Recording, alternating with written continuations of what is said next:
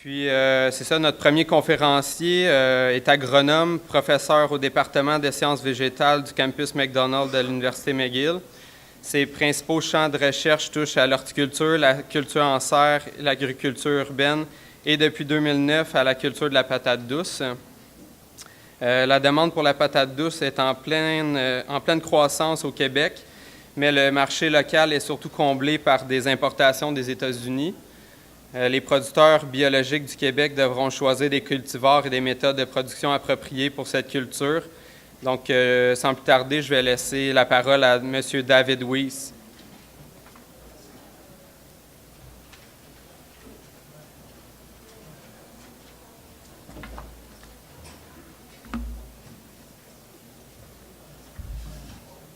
Oh, bonjour, bon après-midi. Alors, ma job, c'est vous le garder réveillé après le repas. OK, vous avez pris un bon café, j'espère. Alors, la patate douce, la grosse question, c'est pourquoi s'acharner à cultiver une plante tropicale dans un climat nordique? Alors, on a commencé à faire des essais à McGill en 2009. D'abord, des petits essais, puis ça s'est compliqué un petit peu par la suite. Alors, aujourd'hui, ça va être un petit peu un survol de certaines observations sur la culture de la patate douce, quelques affaires à faire ou ne pas faire. Alors, pourquoi faire de la patate douce au Québec et pourquoi faire de la patate douce en culture biologique? Bon, premièrement, le prix est intéressant. Si on compare à la pomme de terre, prix dans les chaînes, mettons, ça tourne autour de 3, 4, 5 dollars le kilo, ce qui est beaucoup plus élevé que la pomme de terre. Et lorsqu'on parle de patates douces bio, bien là, les prix, ça tourne autour de 5, 6, 7, des fois 8 dollars le kilo, évidemment, selon la chaîne de distribution. Alors, ça peut être intéressant à ce niveau-là. Aussi, il faut regarder, tantôt on a parlé des importations. Alors, actuellement, il y a eu une grosse augmentation des importations de patates douces. On est passé d'à peu près 5 millions de dollars à 60 millions de dollars de patates douces importées, presque uniquement des États-Unis. Et ce serait peut-être intéressant que les producteurs locaux puissent aller chercher au moins une partie de ces 60 millions de dollars. On devrait aussi regarder du côté au niveau de la consommation. La consommation également a augmenté. Et on est passé d'à peu près 200 grammes par personne par année à peu près 1,2 kg par personne par année. Pourquoi cette augmentation? Actuellement, on peut dire que la patate douce a le vent dans les voiles. C'est perçu comme un légume santé. Aussi, il y a eu une grosse augmentation de la demande chez les restaurateurs. Donc, on voit de plus en plus de produits de patates douces, des soupes, muffins, desserts, etc., etc. Et bien sûr, des frites faites à partir de patates douces. Je reçois souvent des coups de téléphone de producteurs qui sont intéressés à faire de la patate douce et la première question, c'est toujours où est-ce que je m'achète des plants? Alors, là, vous avez le choix. La patate douce est toujours multipliée par bouturage et non pas par tubercule, donc ce n'est pas comme la pomme de terre et sûrement pas par semence. La méthode traditionnelle, si on peut appeler ça, c'est d'acheter des transplants importés des États-Unis. Ça se fait en champ. Les producteurs là-bas vont planter des tubercules en champ au mois de mars, les faire germer, vont récolter les germes, les tiges, les mettre en boîte et les envoyer chez les producteurs. C'est la méthode probablement la moins dispendieuse. On parle de 5, 6 à 7 cents par transplant, donc c'est à peu près ce qu'il y a de moins cher. Et vous pouvez en commander en très grande quantité, par milliers, par centaines de milliers si nécessaire. Ça demande un petit peu de paperasse parce que c'est une plante qui est importée, mais ce n'est pas trop compliqué. Par contre, il y a des désavantages à utiliser cette méthode-là. Entre autres, ce que vous voyez ici, ça, c'est des transplants. Il n'y a même pas de racines dessus, ou à peu près pas de racines. Ce qui veut dire que la reprise est souvent lente. La première semaine, on dirait que la plante va mourir, mais la plupart du temps, elle va reprendre. Mais vu que les plantes sont envoyées en grosses boîtes, comme ça arrive souvent qu'il y a un dépérissement des transplants durant le transport. Des fois, ça prend quelques jours. Et ça veut dire qu'il y a des pertes. Souvent, il faut commander comme un 10-20 de plantes d'extra pour pallier à la mortalité au champ. Et en fait, le plus gros problème, c'est que vous avez à peu près pas le choix pour la date de livraison. Alors, si vous les plantez, mettons, le 1er juin, ça se peut que vos transplants arrivent une semaine plus tôt ou une semaine plus tard. Vous n'avez vraiment pas le choix. C'est en fait un gros désavantage. Nous, on a eu des mauvaises expériences avec ça. L'autre possibilité, c'est produire ces transplants soi-même. Et ça veut dire prendre des tubercules, les planter en serre, donc évidemment, il y a des coûts de chauffage de la serre, laisser les tubercules germer, et une fois qu'elles ont germé, on prend les tiges, on les coupe, on les coupe en petits morceaux, donc des bouts de tige de 1 à 2 nœuds, et on les repique en plateaux multicellules, et ça s'enracine très, très facilement. Donc, ça prend de la main-d'œuvre, ça prend une serre chauffée, mais la technique, en fait, est très, très simple. L'avantage de faire ça, c'est que vous pouvez les produire la quantité que vous voulez au moment où vous voulez les avoir. Et la reprise, d'habitude, est meilleure parce qu'on parle d'une bouture qui est enracinée plutôt que vraiment sans racine. Les désavantages, c'est que c'est plus cher. Donc, on parle d'un coût de transplant, au lieu de 6 ou 7 cents, on parle de peut-être 14 à 15 cents de transplant, donc c'est à peu près 2 ou 3 fois plus cher. L'autre problème, c'est que vu que c'est multiplié de façon végétative, il y a possibilité, au bout de quelques générations, qu'on se trouve avec des problèmes de transmission de maladies, par exemple des virus, et également des mutations. La patate douce a souvent des mutations, donc des changements de couleur, de forme de feuillage, etc. Et ça veut dire, au bout de quelques années, vous pouvez vous trouver avec des diminutions de rendement ou des patates douces qui sont de moins belle qualité. Donc, il y a du pour et du contre des deux méthodes. Si vous décidez de faire les transplants vous-même, donc la multiplication en serre, quelques points importants sur la qualité des transplants. C'est important que le transplant soit jeune. Donc, on parle d'un transplant qui n'a que 2 ou 3 semaines. Donc, ça veut dire 2 ou 3 semaines après le repiquage en plateau, elle est prête à transplanter. Donc, si vous voulez voir, c'est simplement quelques racines et c'est à peu près tout. Si vous attendez encore une semaine ou deux, vous allez dire, bon, je vais avoir plus de feuillage, je vais avoir l'air plus beau. Mais le problème, c'est que le transplant a commencé à former une patate douce dans le plateau de multicellules. Et cette petite patate, finalement, va pousser, sauf que ça va donner une très grosse patate douce toute croche et donc non vendable. Donc, finalement, c'est un petit peu une perte de temps. Donc, il ne faut pas avoir des transplants trop matures. La plantation, c'est comme transplanter n'importe quel légume, ça se fait de la même façon.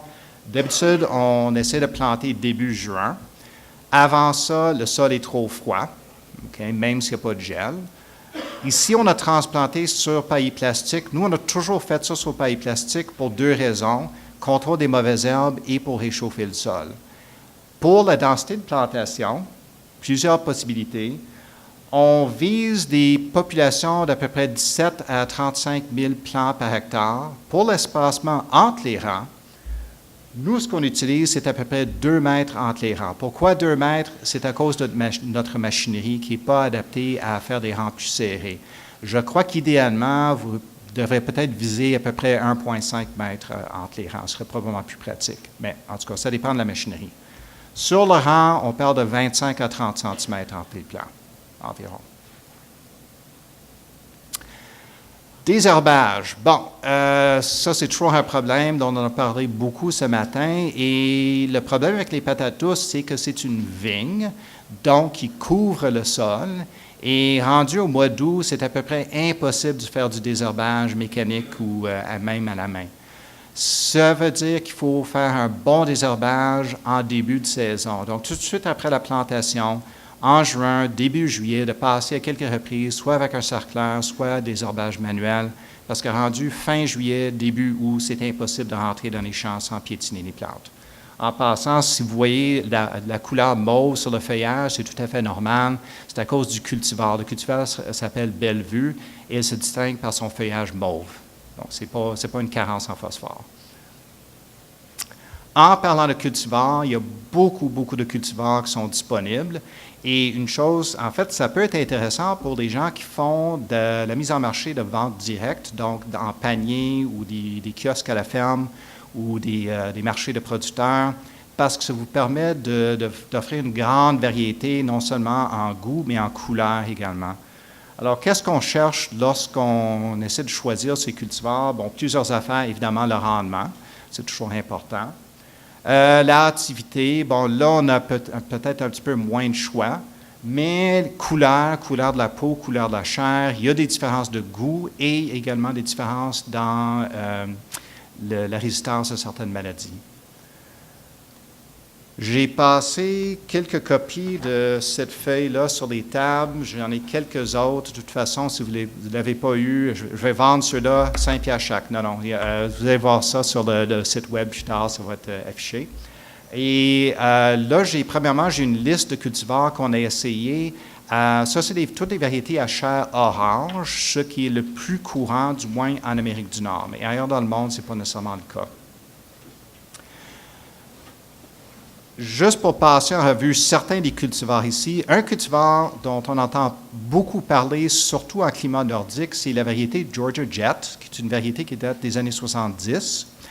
Originellement, Georgia Jet était une variété orange, mais ce qu'on voit maintenant, c'est beaucoup de lignées à chair jaune. Ce qui n'est pas nécessairement mauvais en soi, mais ça veut dire que c'est peut-être un peu plus compliqué au niveau de la mise en marché parce que les consommateurs sont plus habitués, du moins ici, à des variétés à chair orange. La bonne nouvelle pour Georgia Jet, c'est une variété qui donne des très bons rendements. C'est un peu plus tolérant au froid que la plupart des autres cultivars. Ça donne des grosses racines, ça produit rapidement, mais, il y a toujours un mais, premièrement, la couleur. Ce n'est pas tout le monde qui aime des patates douces à chair jaune, même si le goût est semblable aux autres variétés. Mais aussi, voici les autres problèmes. C'est que Georgia Jet va souvent donner des très grosses racines, souvent difformes, avec toutes sortes de fissures, de craques dedans. Et évidemment, ça, c'est des racines qui sont déclassées. Donc, à cause de ça, Georgia Jet, c'est plus ou moins intéressant, tout simplement à cause de ses défauts. Dans les variétés à chair vraiment orange, puis dans certains cas orange foncé, il y en a plusieurs qui sont disponibles. Un des cultivars les plus utilisés actuellement, c'est Beauregard, qui est ici. B24, qui est ici, puis un autre qui s'appelle B14, sont en fait comme des Beauregard améliorés. Ce sont des mutations du Beauregard original. Donc, ça se ressemble pas mal au niveau rendement. Beauregard, une chair orange, c'est un des cultivars les plus utilisés en Amérique du Nord. Et dans notre climat, ça donne quand même des assez bons rendements. Pas aussi bons que Georgia Jet, mais quand même des rendements raisonnables. Une autre variété qui est très utilisée aux États-Unis et dans le sud de l'Ontario est Covington, celui-ci. Covington, on l'a juste essayé pendant 2 ans. La qualité est très bonne, belle forme de racine, bon goût, mais les rendements sont plus faibles. Et je pense que c'est parce que Covington demanderait finalement une saison de croissance un peu plus longue. Ça demanderait comme 1 semaine, 10 jours de plus pour vraiment avoir des bons rendements. Parmi les autres, Puerto Rican, Ginseng Red et Hernandez, les rendements sont assez faibles. Donc, probablement à ne pas les utiliser, du moins dans notre climat. Parmi ceux qui restent, Diane est beaucoup cultivée en Californie. Et ce qui la distingue, c'est sa peau rouge. Donc, c'est chair orange, peau rouge. Donc, ça fait quand même très, très beau sur un étalage ou dans un panier, même si les rendements sont un peu moins élevés que certains des autres cultivars. Evangeline est un cultivar un peu plus récent. Ça ressemble beaucoup à Beauregard, mais la teneur en sucre est plus élevée. Donc, c'est comme un Beauregard, mais plus sucré. Ceux qui sont ici sur le côté, Orléans, c'est une nouvelle variété. Ça fait juste 2-3 ans que c'est sur le marché. Il y a un autre qui s'appelle Bellevue qui lui ressemble beaucoup. Ça fait juste 1 an qu'on essaye, donc je ne peux pas vraiment dire si elle est bonne ou non, mais disons que ça a l'air quand même assez prometteur. C'est un peu plus pâle que Beauregard, mais les rendements semblent être intéressants. L'autre qui est à côté, Burgundy. Rendement peut-être légèrement plus faible, mais la peau est mauve. Donc encore, du point de vue apparent, c'est quand même intéressant pour des gens qui recherchent la diversité au niveau de la mise en marché. Mais il n'y a pas juste les variétés oranges, il y a les variétés à chair blanche. Il y en a également qui ont des chair mauve, ce qui fait un peu plus exotique. Mais si on regarde ceux à chair blanche, la variété, disons, vraiment blanche, entièrement blanche, qui ressemble finalement à une pomme de terre, peut-être la plus intéressante pour notre climat, c'est O. Henry, celui-ci. O. Henry, en fait, c'est une mutation de Beauregard. C'est un Beauregard blanc. Donc, ça ressemble pas mal à Beauregard. Les rendements sont semblables. Forme de la racine est assez semblable également. Dans les autres qui sont sur ce côté-ci, ce sont des variétés qu'on appelle de type asiatique parce qu'elles sont populaires dans l'Asie de l'Est, donc Chine, Corée, Japon, et également dans les Caraïbes. Ce sont des variétés qui ont une chair mauve, chair blanche, et aussi la chair est un peu moins sucrée, mais un peu plus, disons, farineuse, un peu plus d'amidon, un peu moins de sucre que les autres variétés. Et donc, si vous visez comme un marché ethnique, ça peut peut-être être intéressant. Parmi les types asiatiques qu'on essaie, le seul vraiment qui donne des vraiment bons rendements, c'est celui-ci, Murasaki 29. Les deux autres, disons, les rendements étaient plutôt faibles. Murasaki 29 a l'air quand même intéressant. Côté goût, on a fait des tests sur la teneur en sucre et on s'est retrouvé finalement avec comme deux groupes de cultivars. La plupart des cultivars, donc ceux qui sont en bas ici, ont entre, disons, 9 et 10 de sucre. Mais il y a quelques cultivars qui ont plus de sucre, dont celui que j'ai mentionné tantôt, Evangeline, où on se trouve avec 13 de sucre. Alors, si vous faites de la vente directe, ça peut être intéressant comme point pour mousser les ventes, finalement, de dire, bon, on a des variétés qui sont encore plus sucrées que les variétés ordinaires. Fertilisation. Ça, c'est une grosse question, puis je n'ai pas vraiment des recommandations à donner, j'ai plutôt des questionnements. Ce que l'on sait pour sûr, c'est que la patate douce demande beaucoup moins d'azote que la pomme de terre, donc à peu près moitié moins. Okay, ce qui est souvent surprenant, les gens pensent qu'avec la quantité de feuillage que ça fait, que ça demanderait énormément d'azote. Mais en fait, ce qui arrive, c'est si on donne trop d'azote, ça fait plus de feuillage, puis ça fait plus de racines déclassées, mais pas plus de rendement vendable. Donc vraiment, il faut réduire les quantités d'azote. Ça veut dire aussi, dans des rotations, de faire attention et, par exemple, ne pas faire une culture de patate douce tout de suite après une culture de légumineuses, comme par exemple du trèfle.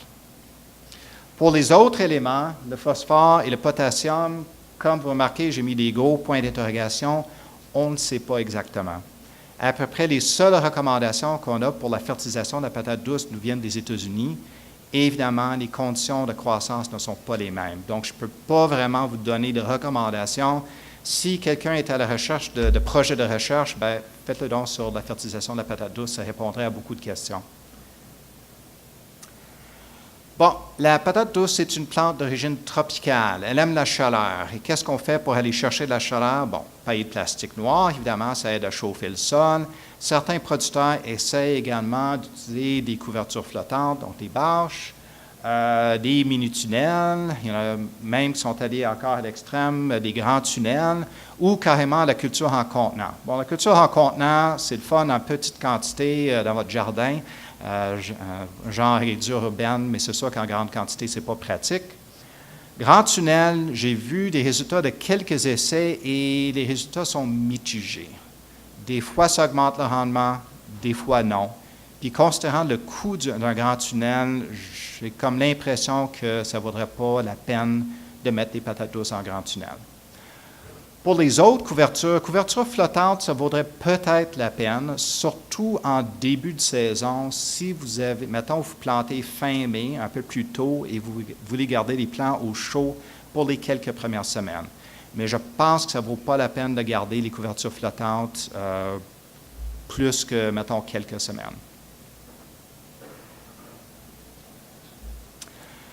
La récolte. Quand? Bon, quand est-ce qu'on récolte? C'est une plante qui est sensible au froid, donc est-ce qu'il faut récolter avant le premier gel? Est-ce qu'il faut récolter avant que le sol ne soit trop froid, c'est-à-dire en bas de 10 degrés Celsius? Est-ce qu'il faut récolter, disons, 3 mois et demi après la plantation?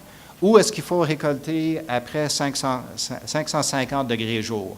Oui, toutes ces réponses sont bonnes. C'est un petit peu un mélange de tout ça. C'est une plante ultra sensible au froid. Donc, ce qu'on voit ici, c'est du feuillage qui a été gelé. Ça prend une température de 0. C'est plus sensible au gel que les plants de tomates. Ça arrive des fois qu'on n'a pas de gel avant la mi-octobre. Et donc, on est tenté de retarder la récolte. Mais le fait est que rendu à la mi-octobre, le sol est froid. Et si la température du sol est en bas de 10 degrés Celsius, ça peut endommager les racines. Donc, on n'a pas besoin d'un gel pour endommager les plantes. Ce qui veut dire que passé fin septembre, ça ne donne plus grand-chose d'attendre la récolte. Vous n'aurez probablement pas d'augmentation de croissance et ça se peut même que le froid endommage les racines. Qu'est-ce qu'il faut faire pour la récolte? Il faut couper le feuillage avant, idéalement au moins un jour avant la récolte. Pourquoi un jour avant? C'est tout simplement pour que le feuillage qui reste au sol soit bien fané avant de passer avec la machine pour récolter. Sinon, les tiges peuvent rester prises dans la machinerie. Quel genre de machinerie qu'on prend? Bien, finalement, nous, ce qu'on prend, c'est tout simplement une souleveuse, une récolteuse à patates. Et ça marche assez bien. Vous pouvez le faire à la main, à la fourche, mais c'est beaucoup, beaucoup de travail. Une autre affaire qu'il faut prendre en considération, c'est que c'est un légume très, très fragile, qui se casse facilement à la récolte. C'est très souvent d'avoir des pertes de l'ordre de 30 juste à cause des brisures mécaniques, des éraflures sur les racines à la récolte. Donc, ne soyez pas surpris si vous avez beaucoup de pertes à la récolte. Et voilà ce que ça donne. Donc, des bouts de racines qui sont cassés, des craques, des éraflures. Ici, c'est probablement dû à une fourche, quelqu'un qui a été un petit peu trop violent avec la fourche à récolte, plutôt que de récolter à la main. Et même, on peut tout simplement avoir des éraflures sur la peau qui peuvent être dues soit à la machinerie lors de la récolte, ou si vous lavez vos racines tout de suite après la récolte, la peau est très, très mince et s'égraphine très, très facilement. Donc, c'est vraiment un légume très, très fragile. En parlant de légumes fragiles, les taches que vous voyez ici, les taches foncées sur cette racine, c'est l'effet d'un gel. Donc, un gel, même léger de -1, -2 degrés Celsius, peut endommager les racines. Donc, ça, c'est des patates douces qui, malheureusement, ont été laissées au champ, malencontreusement. Le soir, avant un gel, je les ai ramassées le lendemain matin et tout de suite, j'ai vu des taches foncées qui se formaient. C'est souvent des endroits où une pourriture va commencer plus tard, lorsque les racines seront en entrepôt. En parlant d'entreposage, ce que certains producteurs vont faire pour prolonger la durée de vie de la récolte, c'est de faire comme un genre de conditionnement des racines. Et lorsqu'on dit conditionnement des racines de patates douces, ça veut dire garder les patates douces pendant à peu près une semaine dans une température chaude, donc à peu près 29-30 degrés Celsius, et très, très humide. Et pourquoi faire ça? Premièrement, ça aide à la cicatrisation des racines. C'est un petit peu la même chose avec les courges. Certaines personnes vont faire ça avec des courges, les entreposer pendant quelques jours dans des conditions chaudes et humides pour améliorer la cicatrisation. C'est la même chose avec les patates douces. Et si les racines sont bien cicatrisées, ça veut dire moins de pourriture après la récolte. Et aussi, un petit peu comme bonus, ça augmente la teneur en sucre des racines. Les racines deviennent plus sucrées après ce traitement. Que si vous décidez de faire le conditionnement ou non, lorsque vous êtes prêt à les entreposer pour une durée de quelques mois, de grâce, ne pas les mettre au frigo. Idéalement, on les garde à 15 degrés Celsius, ce qui est beaucoup plus chaud que la plupart des autres légumes. Dans des bonnes conditions, on peut les garder de 3 à 6 mois. Ravageurs, heureusement, il n'y en a pas beaucoup. Il y a les altises et la cassite dorée qui peut faire des petits trous dans le feuillage, mais c'est vraiment minime comme dommage. Par contre, il y a des vers fil de fer qui peuvent creuser des petits trous dans les racines, et des fois, ça va amener une pourriture. On retrouve des larves de taupin, surtout dans des retours de prairies. Donc, encore attention lorsque vous pensez rotation. Le plus gros problème, en fait, c'est la pourriture des racines, surtout après la récolte. Donc, un bout de racine qui aurait été cassé durant la récolte, c'est souvent là que la pourriture va s'installer. Des fois, ça va dans la surface, mais des fois, ça va pénétrer à l'intérieur de la racine. Et à ce moment-là, il n'y a vraiment rien à faire sauf que de jeter ces racines-là, elles sont invendables. Qu'est-ce qu'on peut faire? On peut utiliser quelques pesticides bio qui sont homologués. Il n'y a pas beaucoup de choix, mais il y a quand même la sérénade qui est utilisée contre la pourriture des racines.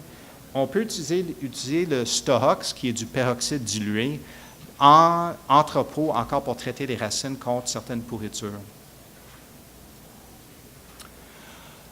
Heureusement, il y a beaucoup d'informations sur la patate douce disponibles sur le web, donc ces références sont justement sur la feuille que j'ai passée, mais ça, vous allez le voir une fois que la présentation va être affichée. Donc, en conclusion, ce qu'on peut dire, c'est que oui, c'est possible de faire de la patate douce dans notre climat, oui, c'est possible de le faire en culture bio, mais ça prend quand même des outils pour le faire. Juste pour finir, évidemment, il y a beaucoup de personnes qui ont été impliquées dans toutes ces études et ces essais, dont énormément d'étudiants, dont je pense qu'il y en a quelques-uns qui sont présents dans la salle. Alors, merci beaucoup et s'il y a des questions, je vais essayer d'y répondre.